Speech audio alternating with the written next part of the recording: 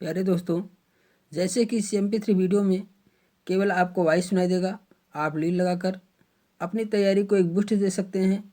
तो प्यारे दोस्तों, जैसे कि एनिमल किंगडम हम लोग पढ़ रहे थे, आज उसी के क्रम में हीरो का डेटा हो गया था। हीरो का डेटा से संबंधित एक इंडिविजुअल को पढ़ेंगे, हर्डमानिया। हीरो का डेटा में जो रखा गया, कौन रखा गया है? हर्डमानिया रखा गया है। हर्डमानिया जो हीरो कार्डेट का इंडिविजुअल है, में नोटो कार्ड केवल उसके पृष्ठ राज्य में, उसको इनमें नोटो कार्ड जो होता है केवल जब ये हीरो कार्ड में नोटो कार्ड जो हो क्या हीरो कार्ड में नोटो कार्ड जो होता है जब वो भेक या शिशु के रूप में होता है, जब शिशु के रूप में होता है उसमें नोटो कार्ड पाया जाता है। जब ये वयस्क हो जाता है उस समय इनमें क्या है, टेल में थोड़ा बहुत नोटो कार्ड पाया जाता है। हीरो कार्ड में टेल में के अंदर, हीरो कार्ड में क्या, टेल में जो है नोटो कार्ड प्रेजेंट होता है, जिसमें आते हैं कौन कौन से आते हैं। हीरो कार्ड में हर्डमानिया आता है, डालियोलम आता है, साल्पा साल्पा आता है, डोलियोलम आता है, हर्डमानिया, डोलियोलम, साल्पा। ये एग्जाम्पल है किसके? हीरो कार्डेट के। तो आज इसी के क्रम में हम हर्डमानिया पढ़ेंगे, हर्डमानिया की चर्चा करेंगे, हर्डमानिया को हम लोग देखेंगे। तो हर्डमानिया का वर्ग क्या है? हर्डमानिया का जो है वर्ग है वह एसेडिएसी है, एसेडिसिया वर्ग से संबंधित है। हर्डमानिया किससे संबंधित है? एसेडिसिया या रहेब्डोसिंथिया भी कहते हैं, या एसेडिएसिया वर्ग से संबंधित है। यह एसेडियंस, इसे समुद्री फव्वारे के नाम से जाना था। एसेडियंस या समुद्री फव्वारे के नाम से इसे हम लोग जानते हैं। हर्डमानिया को एसेडियंस कहिए या समुद्री फव्वारे के नाम से भी इसे हम लोग जानते हैं। यह हिंद महासागरों, पैसिफिक और अटलांटिक महासागरों में 15 से 20 या 25 मीटर की गहराई में समुद्र की चट्टानों से लगा हुआ अपने फुट के द्वारा रेतीले जमीन पर स्थापित हुआ रहता है। समुद्र के नीचे लगभग 15 से 20 मीटर की गहराई पे पाया जाता है, आधार से लगा हुआ होता है। अब आते हैं हम लोग हर्डमानिया की संरचना की बात करें। हर्डमानिया की वह संरचना हम लोग सबसे पहले देखते हैं। हर्डमानिया के सबसे बाहर कौन कौन सी संरचनाएं दिखाई देती हैं? देखिए, हर्डमानिया का शरीर जो पार्श्व संपीड़ित होता है, आयताकार होता है, रेक्टेंगुलर होता है, यह बटुए थैले के समान दिखाई देता है। हर्डमानिया का शरीर जो है बटुए थैले के समान दिखाई देता है। यह लगभग 10 सेंटीमीटर लंबा, हर्डमानिया जो होता है 10 सेंटीमीटर लंबा होता है, 7 सेंटीमीटर जो होता है चौड़ा होता है, और 4 सेंटीमीटर मोटा होता है। जीवित प्राणी गुलाबी रंग का होता है। कैसे होता है? गुलाबी रंग का दिखाई देता है, पिंक कलर का दिखाई देता है, प्रिजर्व पीले और इसे प्रिजर्व करके रखा जाता है तो लगभग पीले रंग का दिखाई देता है। अधिकतर गुलाबी रंग का होता है, जब इसे प्रिजर्व करके रखा जाता है पीले रंग का दिखाई देता है। इसका संपूर्ण शरीर एक चोल के द्वारा ढका होता है, जिसे टेस्ट कहते हैं। क्या? एक कवर के द्वारा ढका होता है, जिसे क्या टेस्ट कहते हैं। उसे क्या कहते हैं? टेस्ट कहते हैं। हर्डमानिया का शरीर जो है दूरस्थ स्वतंत्र भाग जो होता है वह मुख्य भाग कहलाता है। स्वतंत्र छोर पर 2 कीप के समान संरचनाएं पाई जाती हैं। 2 छोटे बेलनाकार उभार निकले होते हैं जो की साइफान, जिसे हम क्या कहते हैं? फानेल कहते हैं, साइफान कहते हैं। कीप के जैसे 2 संरचनाएं निकलती हैं, स्वतंत्र छोर पर 2 संरचनाएं निकलती हैं जिसे हम साइफान कहते हैं। बेलनाकार उभार निकलते हैं जिसे हम क्या कहते हैं? साइफान कहते हैं। साइफान को ही हम मुख कहते हैं। उसका मुख जो है साइफान कहलाता है, मुख बिनाल कहते हैं, जिसे ब्रांचियल साइफान कहते हैं हम लोग। हर्डमानिया के शरीर के चारों ओर एक रक्षक आवरण पाया जाता है, जिसे चोलिया कहते हैं, जिसे टेस्ट कहते हैं। इसे बात हो गई। सहायक श्वसन अंग तथा एक सहायक श्वसन अंग पाया जाता है, एक सहायक श्वसन अंग पाया जाता है। इनके चोल में एक बड़ी संख्या में इनके चोल में बड़ी संख्या में शैवाल, एल्गी पाए जाते हैं। हाइड्राइड, एनीमोन्स, मोलास्क, बार्नेकिल्स आदि जीव भी पाए जाते हैं। चोल एक स्वच्छ जिलेटिन मैट्रिक्स का बना होता है। चोल जो होता है एक स्वच्छ जिलेटिन मैट्रिक्स का इनका चोल बना होता है, और इनका मैट्रिक्स जो होता है ट्यूनिसिन से बना होता है। इनका मैट्रिक्स जो होता है ट्यूनिसिन से बना होता है, जिसमें 60% सेलुलोज पाया जाता है। जिसमें 60% क्या पाया जाता है? सेलुलोज पाया जाता है। मैट्रिक्स इनका जो उससे कवरिंग बना रहता है मैट्रिक्स से, इसमें ट्यूनिसिन पाया जाता है। इनमें 60% सेलुलोज पाया जाता है, 60% जो है सेलुलोज पाया जाता है। इनके चोल पर कैल्शियम की बनी हुई कंटिकाएँ पाई जाती हैं। इसके चोल पर कैल्शियम की बनी हुई कंटिकाएँ पाई जाती है। दीर्घ कंटिकाएँ, मेगा सीरियल्स, मतलब दीर्घ कंटिकाएँ, लघु कंटिकाएँ पाई जाती हैं। छोटी कंटिकाएँ, बड़ी कंटिकाएँ पाई जाती है। कंटिकाएँ अंतः कंकाल की भांति एक आंतरिक दृढ़ आलंबी ढांचा बनाती हैं, या मेंटल है, चोल को दृढ़ता से जमाए रखता है। मेंटल के ऊपर पाए जाते हैं, चोल को दृढ़ता से जमाए रखते हैं। परभक्षियों से बचाती हैं। ये जो कंटिकाएँ पाई जाती हैं जो परभक्षी के होते हैं, उनको परभक्षियों से क्या होते हैं? ये कंटिकाएँ इनको बचाती हैं। इनके चोल के नीचे बॉडी वाल, इनके देभित वाले चोल के नीचे देभित बॉडी वाल पाया जाता है या मेंटल पाया जाता है, जिसे हम मेंटल कहिए या बॉडी वाल कहिए। इनमें चोल के नीचे मेंटल पाया जाता है, चोल को स्रावित करता है। मेंटल जो होता है चोल को स्रावित करता है। प्रवार क्लोम और परिकोष्ठी रंध्रों के संगत बिनाल बनता है और संलग्न रहता है। एसिडियन में जो होता है ट्रूसिलोम पाया जाता है। कैसे? ट्रूसिलोम पाया जाता है। इनमें आंतरिक संरचना की बात हम देखें तो पाचन तंत्र की बात करें सबसे पहले तो हार्मोनिया की आहार नाल जो होता है कुंडलित व पूर्ण होती है। डाइजेस्टिव सिस्टम में अगर हम देखें तो जो इंटेस्टाइन होती है या कहते हैं कुंडलित होती है वह पूर्ण होती है, कंप्लीट होती है, या मुख से आरंभ होकर गुदा तक समाप्त होती है। मुख से आरंभ होकर क्या गुदा से समाप्त तक समाप्त होती है। अगर हम मुख की बात करें, शरीर के अग्र छोर पर क्लोम बिनाल के शीर्ष पर स्थित होता है। यह चोल द्वारा निर्मित 4 कोष्ठों या पालियों द्वारा घिरा होता है। 4 कोष्ठों या पालियों द्वारा घिरा होता है। एक छोटी संकीर्ण पार्श्वों से संपीड़ित क्लोम बिनाल की गुहा मुख गुहा कहलाती है। क्लोम बिनाल की गुहा जो होती है वह क्या कहलाती है? मुख गुहा कहलाती है। गुहा के चारों तरफ ब्रांचियल टेंटिकल्स पाए जाते हैं। ब्रांचियल क्लोम जैसे क्लोम स्पर्शक, ब्रांचियल क्लोम स्पर्शक पाए जाते हैं।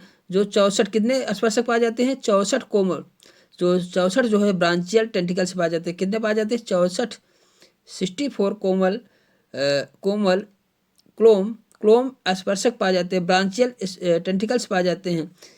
इनका ये 4 प्रकार के आकार के पाए जाते हैं। 64 होते हैं लेकिन 4 प्रकार के आकार के होते हैं। 8 बड़े होते हैं, 8 मध्यम के होते हैं, 16 छोटे होते हैं और 32 बहुत छोटे होते हैं। 32 इसमें से जो होते हैं बहुत छोटे हैं। तो 8 बड़े होते हैं, 8 मध्यम आकार के होते हैं, 16 छोटे होते हैं और 32 बहुत छोटे होते हैं। मुख गुहा ग्रसनी अगर कहा जाए, इनका मुख गुहा कहाँ खुलती है? ग्रसनी में खुलती है। मुख गुहा कहाँ खुलती है? ग्रसनी में खुलती है। ग्रसनी जो है ब्रांचियल सेक में खुलता है। ब्रांचियल सेक क्या है? ओइसोफेगस में खुलता है। ब्रांचियल सेक ओइसोफेगस में खुलता है। ओइसोफेगस जो होता है आमाशय में खुलने वाली एक बहुत छोटी नली होती है।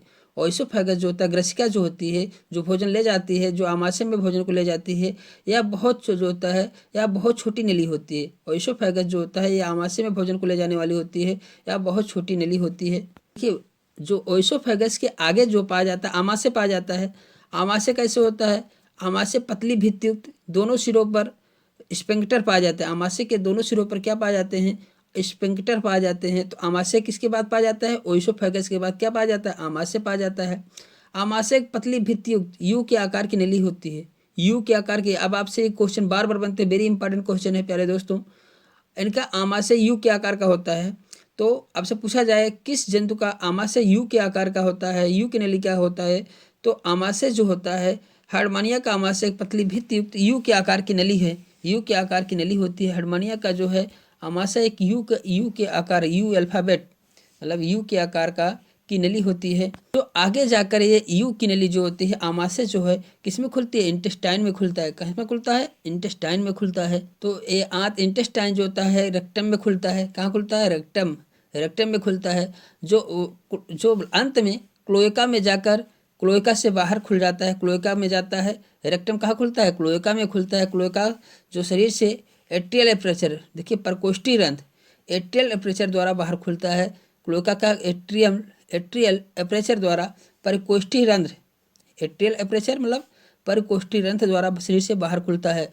तो इसमें हम लोगों ने देखा, आपसे पूछा जाए किस जंतु का आमाशय यू के आकार का होता है, तो आप समझ सकते हैं हार्मोनिया का आमाशय क्या यू के आकार का होता है या किस में खुलता है? यह जो होता है यह रेक्टम में खुलता है। रेक्टम से क्लोएका, क्लोएका से एट्रियल एपरेचर द्वारा बाहर खुल जाता है। हार्मोनिया में जो है यकृत, लीवर और पाइलोरी ग्लैंड मुख्य पाचक ग्रंथियाँ होती है। आपसे पूछा जाए हार्मोनिया में मुख्य पाचक ग्रंथियाँ कौन हैं, तो लीवर और पाइलोरी ग्लैंड जो मुख्य पाचक ग्रंथियाँ पाई जाती हैं।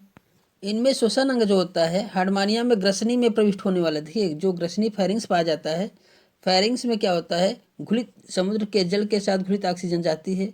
वहाँ पे जो उनकी रुधिर वाहिनियाँ बहुत पतली पतली होती है, संवहनी होती हैं, वहाँ पे गैसों का एक्सचेंज होता है। तो फेरेंगियल वाल जहाँ पे गिल्स पाई जाती है, ग्रसनी पाई जाती है, वहीं पे फेरेंगियल वाल होती है। उनकी जो है दीवारें बहुत पतली होती है जो गैसीय संवहन में सहायक होती हैं। और भी पतली पतली रुधिर वाहिनियाँ होती हैं, वेस्कुलर एम्पुली होती हैं जो चोल से लगी हुई होती हैं और चोल की सतह भी गैसीय विनिमय में सहायक होता है। चोल की सतह भी जो है गैसीय विनिमय में सहायक होता है। और ग्रसनी जो होती है, फेरेंगियल वाल जो होता है, इनमें जहाँ से जल, समुद्र का जल एंट्री करता है, वहाँ से भी गैसों का एक्सचेंज होता है। अब हम आते हैं ब्लड वेस्कुलर सिस्टम देख लेते हैं। ब्लड वेस्कुलर सिस्टम देखें तो इनमें कैसे होता है। इनका ब्लड संवहन तंत्र जो होता है, रुधिर संवहन तंत्र होता है, हृदय पाया जाता है, रुधिर वाहिनियाँ पाई जाती से बना होता है, हृदय तथा रुधिर वाहिनियों से बना होता है। हृदय आवरण पेरिकार्डियम पाया जाता है, इनमें हृदय के ऊपर एक आवरण पाया जाता है, जिसे हृदय आवरण कहते हैं। हार्मोनिया का रुधिर जो होता है थोड़ा लाल और पारदर्शी, अति पारदर्शी हाइपरटोनिक होता है। इसमें कुछ अमीबी रंगहीन श्वेताणु पाए जाते हैं, इसमें कुछ श्वेताणु भी पाए जाते हैं। 6 से 7 प्रकार की केंद्रक युक्त या केंद्रक रहित जो होता है रक्त कणिकाएं पाई जाती हैं। वृक्क के हार्मोनियम में जो रुधिर प्रवाह होता है, रुधिर प्रवाह का नियंत्रण जो होता है क्रमाकुंचन तरंगों के द्वारा होता है। नाशपाती के आकार की संरचना जो पाई जाती है, उनमें क्रमाकुंचन तरंगों के दौरान उनमें जो होता है रुधिर का प्रवाह पाया जाता है। और इनमें उत्सर्जन अंग कौन होता है? Neural gland. Very important question है प्यारे दोस्तों।